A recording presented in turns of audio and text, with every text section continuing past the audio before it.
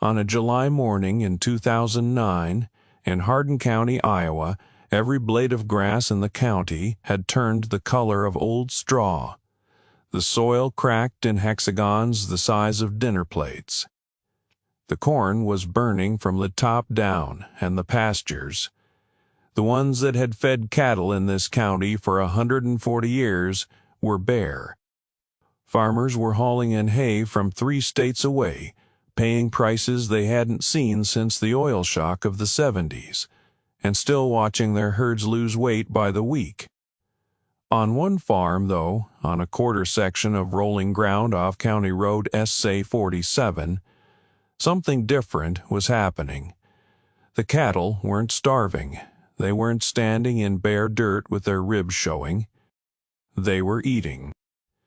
And the woman who had planted that shade 7 years earlier was watching from the fence line, not with the look of someone who had gotten lucky, but with the look of someone who had known this day was coming.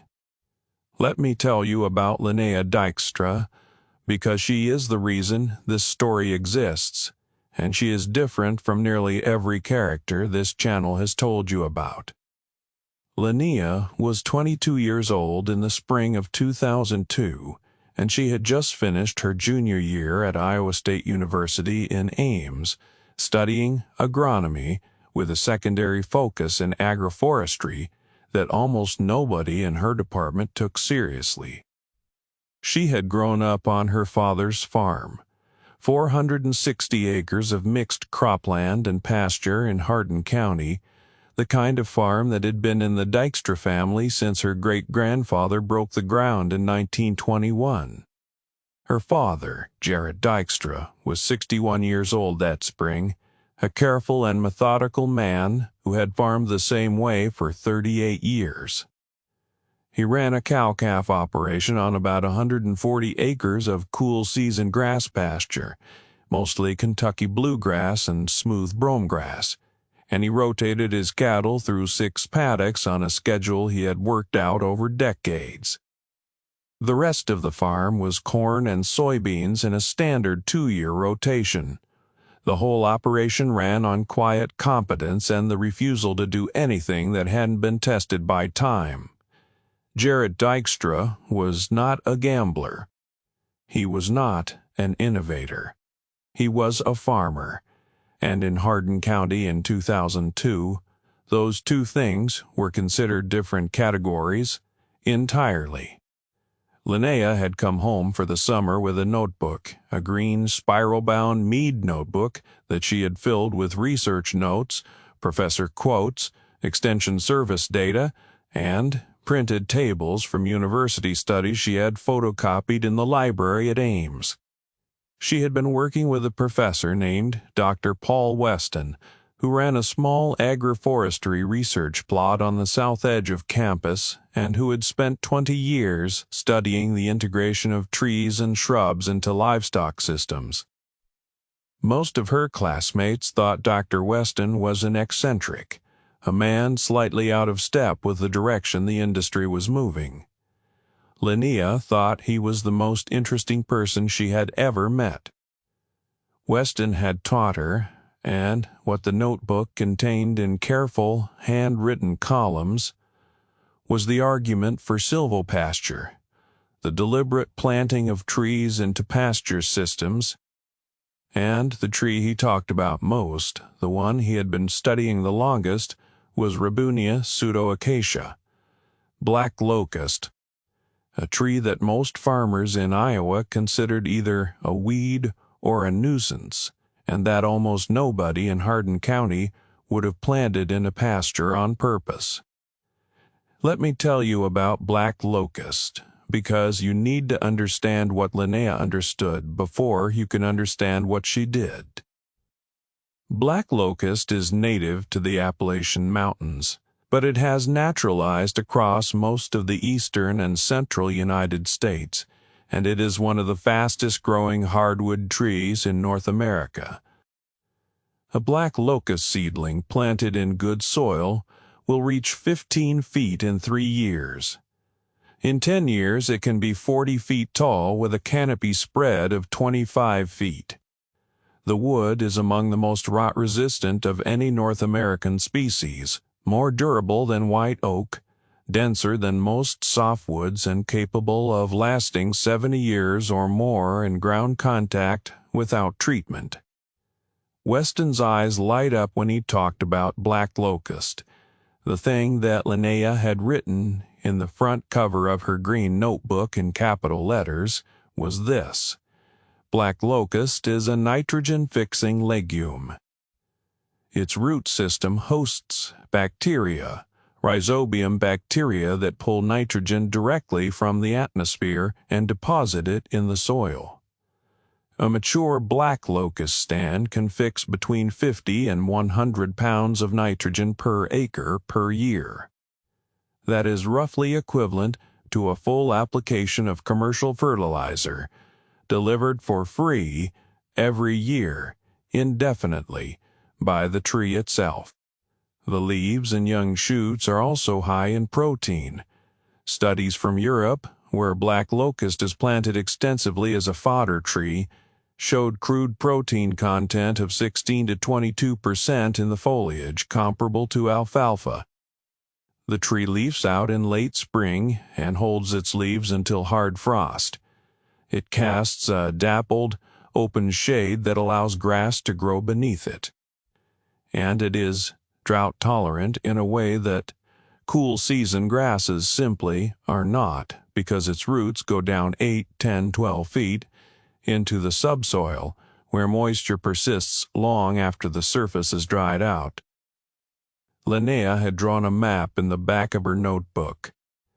It was a rough sketch of her father's pasture ground, and she had marked it with circles showing where she wanted to plant trees.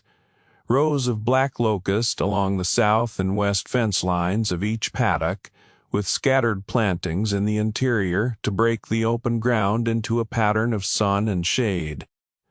She had calculated the planting density, the spacing, the projected canopy coverage at years 5, 10, and 20.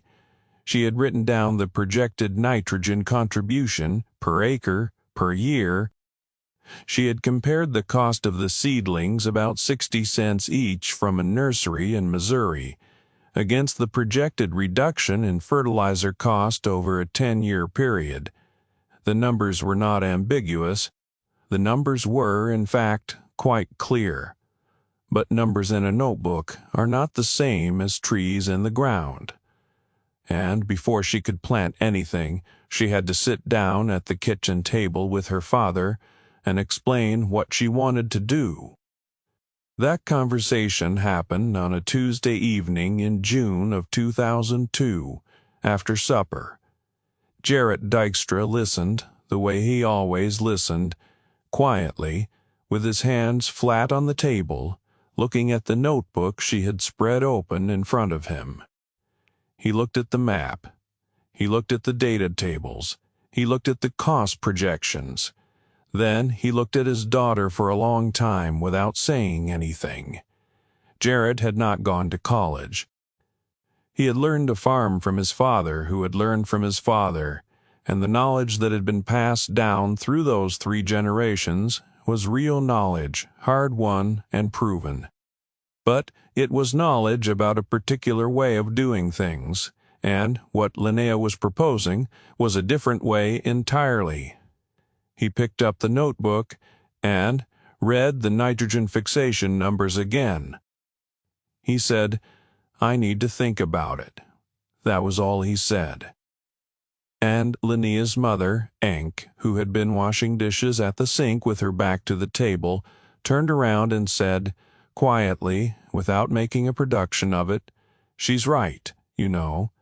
Then she turned back to the dishes. The kitchen was quiet for a moment. Jarrett picked up his coffee cup and looked out the window at the pasture, which was green and ordinary and exactly the way it had always been. He thought about it for 2 weeks. At the end of those 2 weeks, he told Linnea she could plant trees on 20 acres, 1 paddock. The smallest one, the one on the north end of the property that had always been the least productive, anyway. The one where the grass came in thin every summer because of a shallow hardpan layer about 18 inches down. He said she could have that paddock and he would keep the cattle off it for 2 full growing seasons to let the trees establish. He said if it worked, they could talk about expanding. He said if it didn't work, they'd disc it under and reseed it and not speak of it again. He did not say it unkindly. He said it the way a careful man says things when he is taking a risk he is not sure about, with a precision that is a substitute for enthusiasm. Linnea said thank you and went to call the nursery in Missouri. Now, let me tell you about what happened when word got around, because in Hardin County in 2002, word got around about everything. The man who heard about it first and who had the most to say about it was a man named Dale Crowley. Dale Crowley was 58 years old, and he had been running the Hardin County Farm Bureau Extension Office for 22 years. He was also in the way that small communities produce such people, the unofficial authority on what was and was not worth doing in the county's agricultural operations. He held court most mornings at the counter of the Eldora Co-op, where he drank coffee and dispensed opinions with the confidence of a man who had never been wrong in his own estimation. Dale had been farming and advising farmers in this county since before Linnea Dykstra was born, and he had strong views about trees and pastures. His views were that trees and pastures were a problem, not a solution. They shaded out grass. They competed for water. Their roots interfered with tiled drainage. They harbored pests.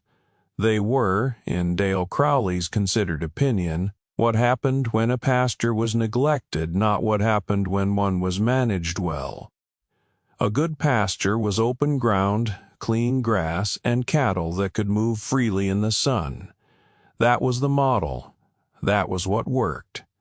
That was what every successful cattleman in the county had proven over generations. He heard about Linnea's project in late June, from a neighbor who had seen the nursery truck come down County Road Tundes 47 with a load of bare root seedlings.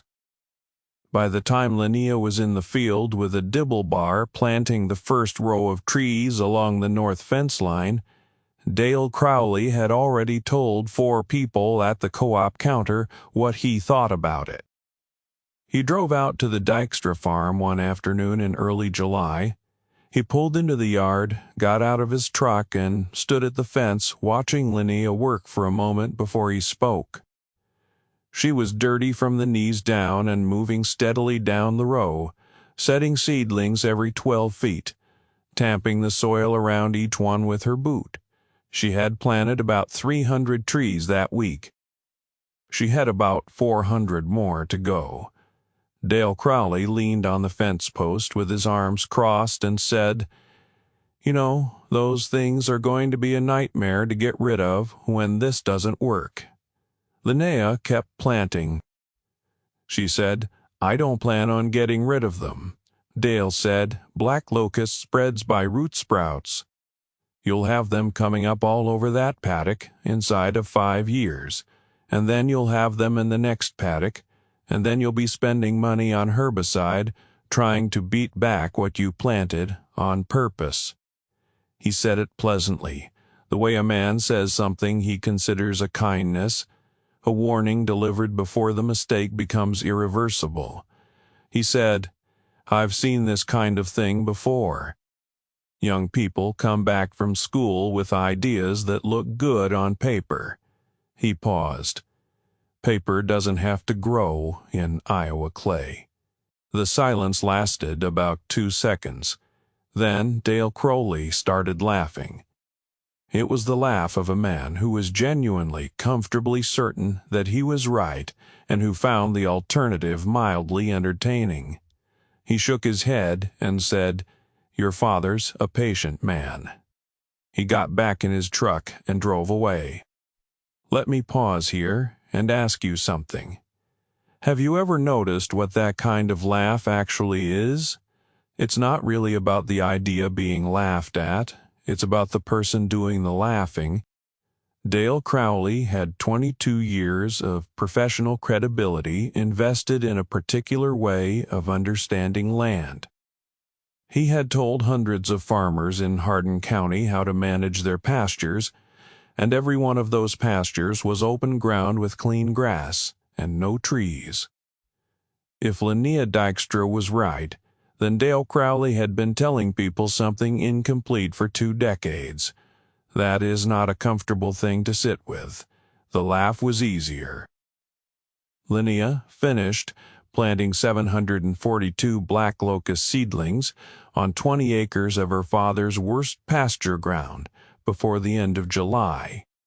She staked the ones along the fence line with orange survey flags so the cattle in the adjacent paddock wouldn't push through and browse them down. She kept a record in her green notebook, the planting date, the spacing, the soil conditions, the weather. She noted which rows were on the shallow hardpan ground and which were on the deeper loam along the north fence. She wrote down her expectations for first-year growth and her projected timeline for canopy establishment.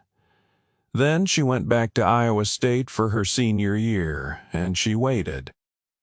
Let me tell you about the science, because Linnea had done her homework and it deserves to be understood. The standard model for pasture management in Hardin County and in most of the Midwest was built around cool season grasses, Kentucky bluegrass, smooth brome grass, orchard grass, sometimes a mix with legumes like red clover or alfalfa. These grasses are productive and palatable, and they grow well in Iowa's climate for most of the year. But they have a fundamental vulnerability that every farmer in the county knew about and accepted as an unchangeable fact of life. They go dormant in summer heat. When air temperatures climb above 85 degrees Fahrenheit for extended periods, and when rainfall drops below an inch a week, cool season grasses stop growing. They don't die usually. They go brown and dormant and wait for cooler weather. But dormant grass doesn't feed cattle. Dormant grass means supplemental feed, which means cost, which in a drought year means crisis. In a bad summer, a cow-calf operation running on cool season grass can burn through a winter's worth of hay reserves in 8 weeks. Farmers in Hardin County had been dealing with this cycle for as long as there had been cattle in the county, and the accepted response was to stockpile hay, maintain relationships with hay suppliers in other regions, and accept that some summers were going to be expensive. What Dr. Weston's research showed, and what studies from the University of Missouri's Center for Agroforestry, from Purdue's silvopasture program, and from long-running European trials in France and Germany confirmed, was that shade from trees reduced the surface temperature in a pasture by 8 to 12 degrees Fahrenheit on a hot afternoon. That temperature reduction extended the productive season of cool season grasses by 3 to 5 weeks in a normal summer and potentially much longer in a drought year, because the grass under the tree canopy was not only cooler. Evapotranspiration from bare, sun-exposed soil in a heat event can remove an inch of soil moisture in 48 hours. Under a tree canopy, that same loss takes 7 to 10 days. They were functioning as a moisture retention system, slowing the drying of the soil beneath them, and keeping the grass alive and growing when everything around it was burning. Additionally, the nitrogen the trees were depositing in the soil through their root systems was building the fertility of that paddock year by year. Weston's long-term plots at Iowa State showed that pastures in silvopasture systems for 10 or more years had soil organic matter levels 20 to 30% higher than adjacent open pastures. Higher organic matter meant higher water holding capacity. Higher water holding capacity meant more resilience in drought. It was a system that got stronger every year, and it got stronger without inputs, without purchased fertilizer, without irrigation, and without any intervention beyond the initial planting and occasional management of the tree rows. The economics were equally direct. Linnea had calculated the cost of her initial planting at $445. The seedlings, the stakes, the flags, the dibble bar she borrowed from the agronomy department. Against that, she projected a reduction in fertilizer applications to that paddock of $40 to $60 per acre per year once the trees reached maturity, which on 20 acres was $800 to $1,200 annually. She projected a reduction in supplemental feed costs during summer slumps, which in a normal year might save $200 to $400, and in a drought year might save several thousand. She had written at the bottom of the projection page in her careful handwriting, break even on planting cost, year 3, net positive by year 5, compounding benefit thereafter. She was, as it turned out, slightly optimistic on the timeline. The trees did not establish quite as fast as she had hoped in the first year, partly because of a dry August that stressed the seedlings before their roots were deep enough to find reliable moisture. About 60 of the 742 seedlings died in that first summer. Linnea came home for Thanksgiving and walked every row, noting the survivors, marking the gaps. She replanted the gaps the following spring with seedlings from a different nursery in Indiana that had a slightly larger root mass. The survival rate on the second planting was 94%. By the spring of 2004, the trees were between 8 and 14 feet tall. The rows along the north fence line, where the soil was deeper, had put on the most growth. Some of those trees were already casting meaningful shade by mid-afternoon. The interior plantings were slower, but they were alive and growing, and the root systems were already beginning their work in the soil. Jarrett Dykstra walked that paddock with Linnea in April of 2004 and said very little, but he stopped at one of the fence line trees and put his hand on the trunk, feeling the diameter of it, and he looked up into the canopy for a moment. He did not say anything. He walked on. But Linnea noticed that he had stopped, and she wrote it down in the notebook. That summer, Linnea graduated from Iowa State and came home to the farm. She was not entirely sure at 24 years old that farming was what she wanted to do with her degree, but the project was at a critical stage and she wanted to see it through. Her father gave her a salary, a small one, enough to live on, and she took over the day-to-day management of the cattle operation while Jarrett focused on the crop ground. She started managing the rotation to include the north paddock again, now that the trees were established enough to handle grazing pressure.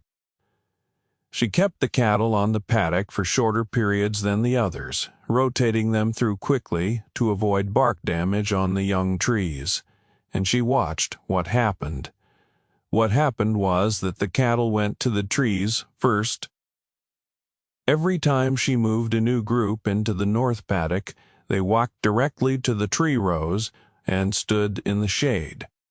They browsed the lower branches, locust foliage, with its 16 to 22% protein content, and then they grazed the grass beneath the canopy, which was greener and denser than the grass in the open center of the paddock. Linnea recorded the grazing patterns in her notebook. She took soil samples from under the trees and from the open areas and sent them to the extension lab. The results came back in the fall of 2004. Weston's research had predicted soil nitrate levels under the tree rows were 38% higher than in the open paddock. Organic matter was up by 1.2% in 2 years. The hardpan layer, the shallow restriction that had made this paddock the farm's least productive for decades, was showing signs of disruption from the locust root systems, which had penetrated it and begun to fracture it from below. Linnea took these results to the co-op in Eldora on a Wednesday morning in October of 2004 and showed them to Dale Crowley. She didn't make a speech. She set the lab report on the counter next to his coffee cup. He read it twice. He handed it back to her and said, "One paddock doesn't prove anything." She said, "I know. I'm not saying it proves anything. I'm saying it's working." He said, "It's been 2 years. You haven't had a drought." She said, "I know." He picked up his coffee cup. She picked up the lab report and put it back in her bag and drove home. She had not expected him to be convinced. She had written in the notebook before she went to the co-op, "He will say it's too early. He will be right that it's too early.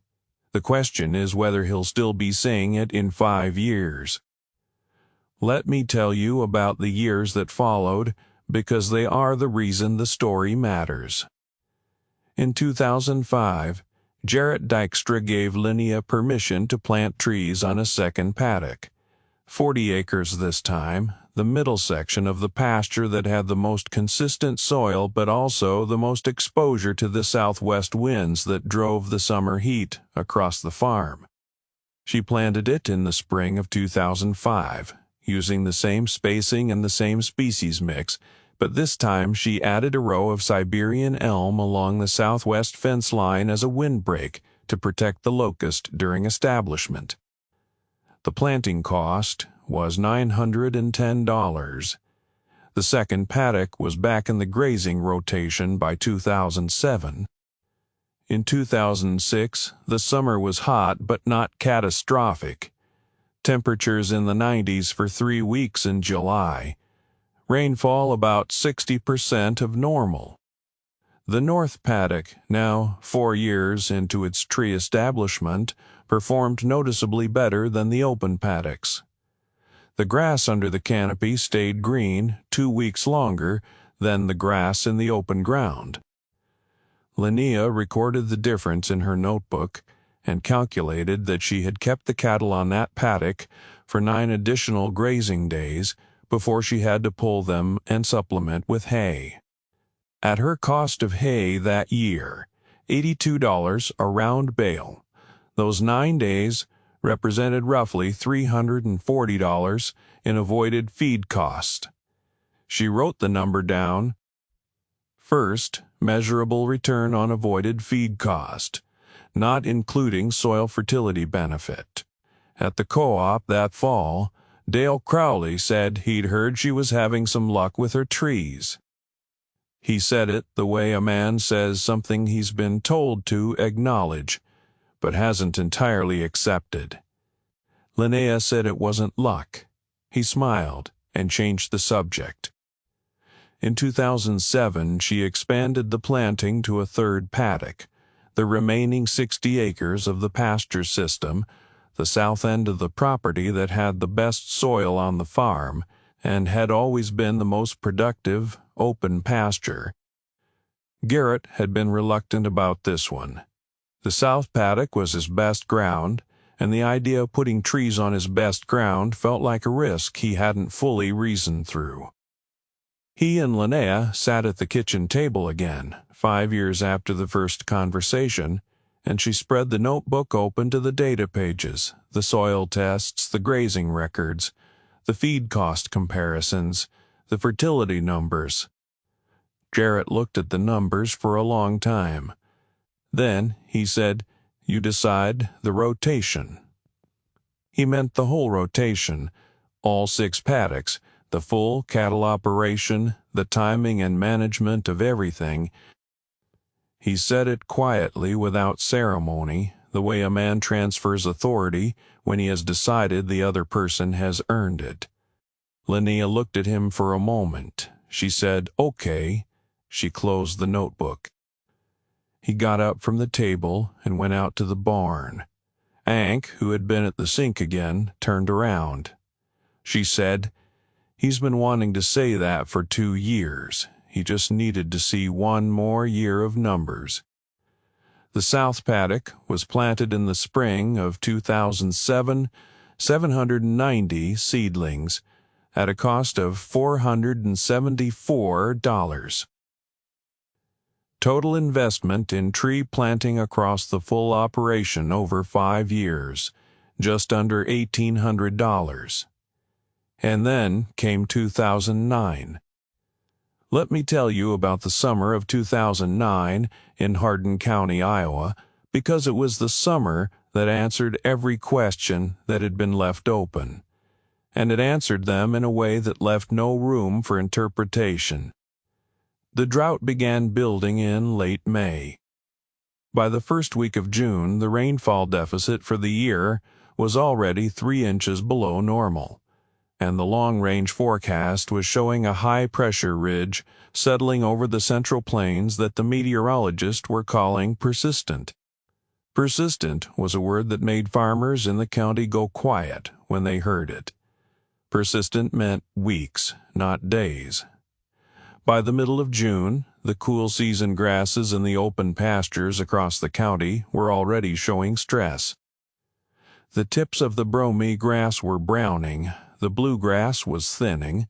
Farmers were making decisions about when to start supplementing, not if, but when. By the 4th of July, the decision had been made for most of them. The pastures were gone. The cattle were on hay. The hay situation was bad. The first cutting had been light because of the dry spring, and the second cutting was not going to happen at all if the drought continued. Hay from Nebraska was running $112 a bale. Hay from Missouri was $108. There were rumors of hay coming in from as far as South Dakota, but the transportation cost made it nearly prohibitive. Farmers were doing the math on their herds, and some of them were coming to conclusions they didn't want to come to. Selling cows they had spent years breeding up, liquidating breeding stock at depressed prices, because the alternative was watching them lose condition through August and September and hoping for rain that wasn't coming. On the Dykstra farm, Linnea was doing different math. The north paddock, now 7 years into its tree establishment, the rows of black locust along the fence lines had reached 30 to 35 feet in height, and their crowns had spread to create long corridors of dappled shade across the paddock.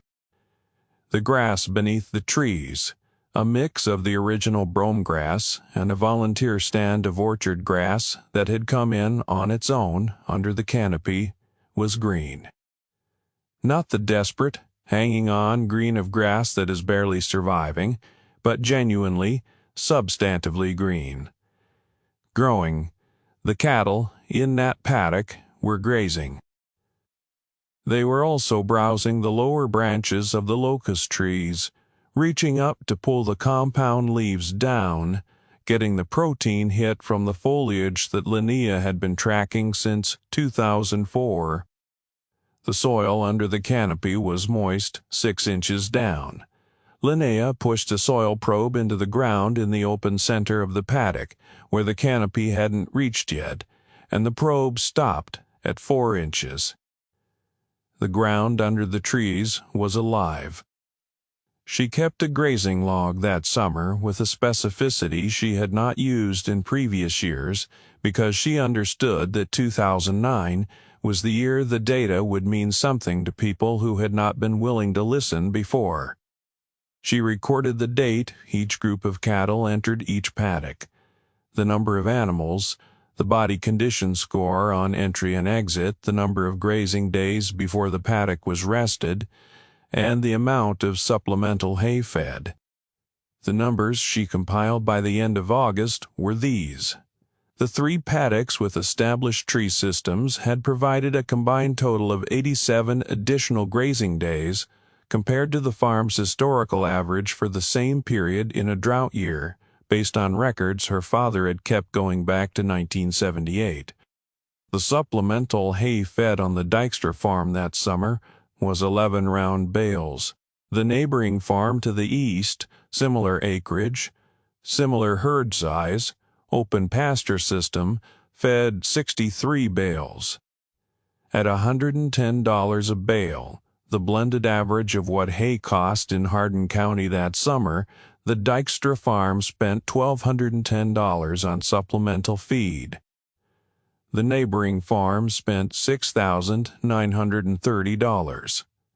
The difference was $5,720 in a single summer, on a single drought event, against a total tree planting investment over 7 years of $1,800. Linnea wrote the numbers in the notebook in a column, the way she always did, and then she sat at the kitchen table and looked at them for a while. She was not surprised. She had been expecting a drought for years, the way a person expects something they have prepared for, not with dread, but with a kind of readiness.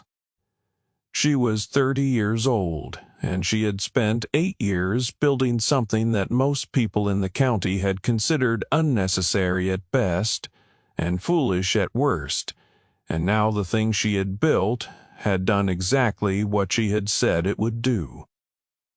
She closed the notebook. Jarrett came in from the barn that evening and sat down across from her.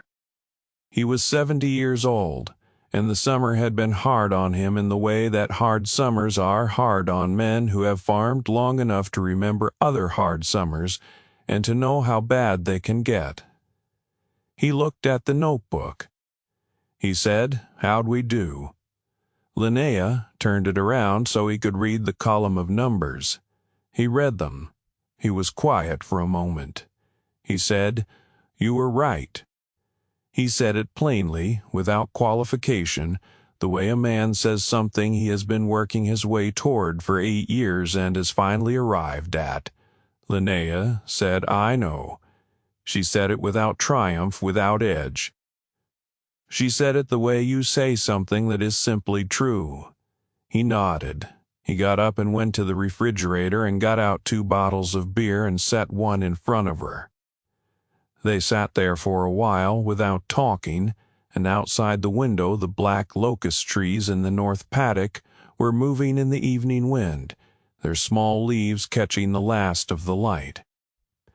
Now, let me tell you about what happened in September of 2009, because the story doesn't end at the kitchen table.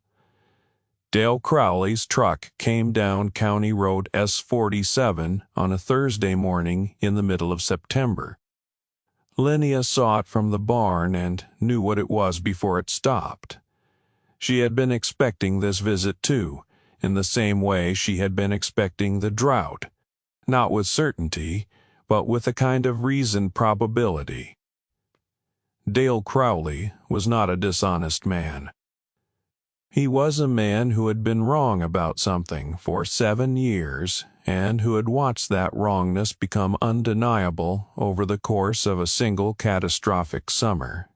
And he was the kind of man who, when he had been wrong, eventually came to say so in person.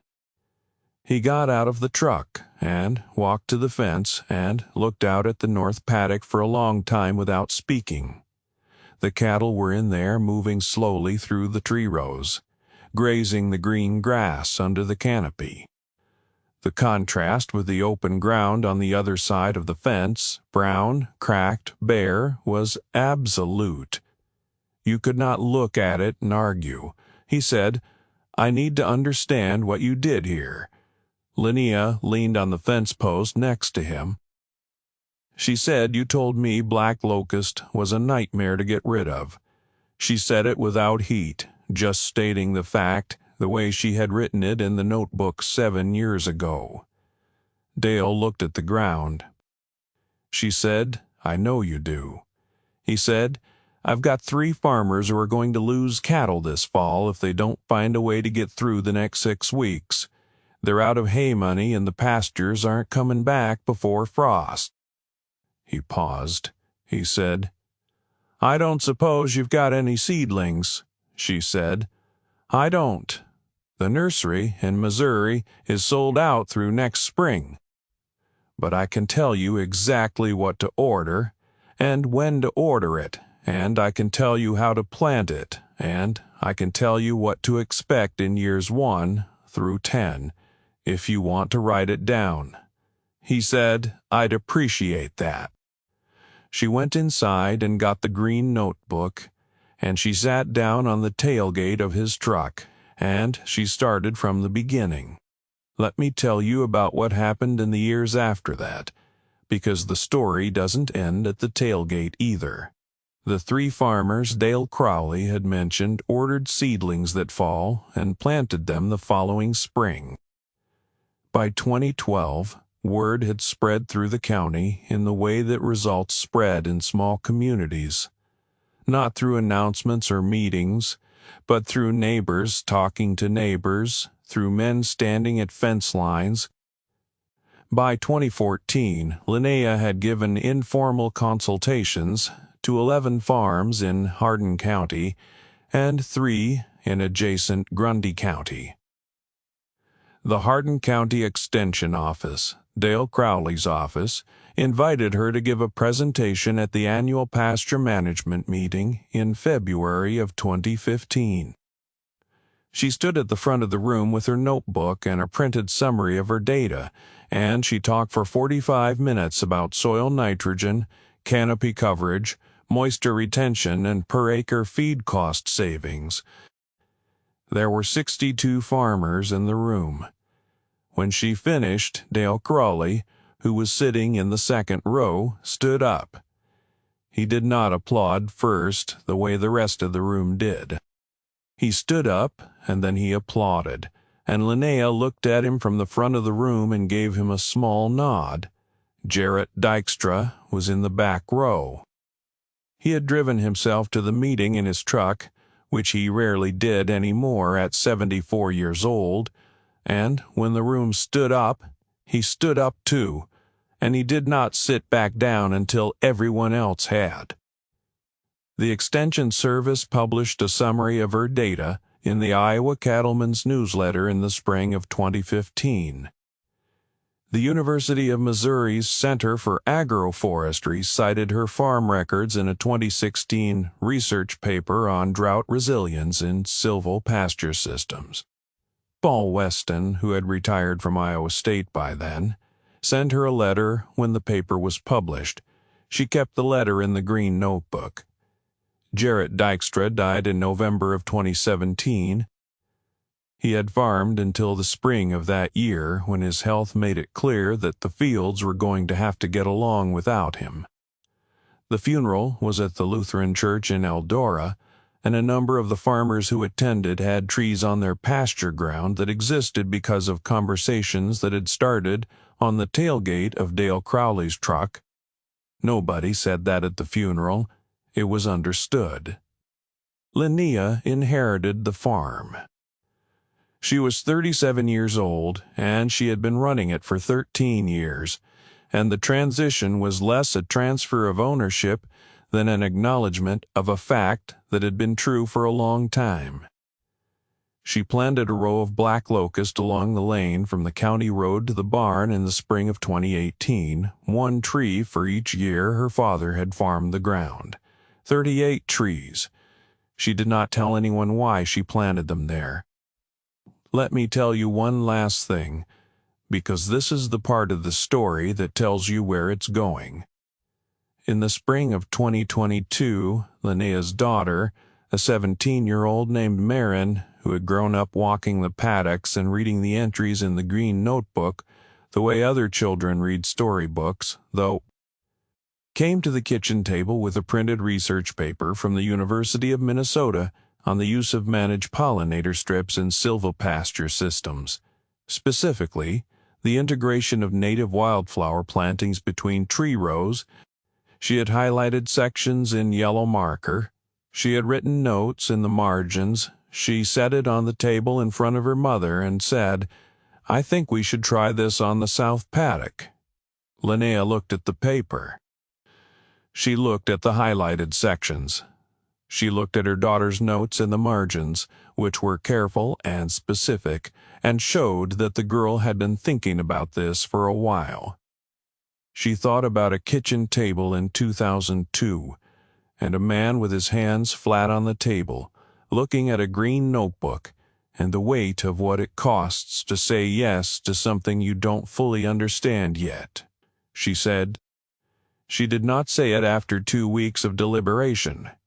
She said it right then, because she had learned what her father had taken 8 years to learn, and she had learned it faster. And that was the point. That was always the point. The green notebook is still on the kitchen table in the farmhouse off County Road S-47 in Hardin County, Iowa. Maren has started adding pages to it. Her notes in a different handwriting, a different color ink, a different set of questions about a piece of ground that has been asking and answering questions for 100 years. The black locust trees in the north paddock are 20 years old now. Their canopy coverage is over 70%. The soil under them has an organic matter content that the Extension Lab calls exceptional for the region. In a drought year, the grass under those trees stays green when everything around it goes brown. Linnea planted black locust in a grass county. They laughed. The drought came. The grass died. And the farm that was built on one woman's green notebook and one father's slow, hard-won yes is still standing, still growing and still getting stronger every year.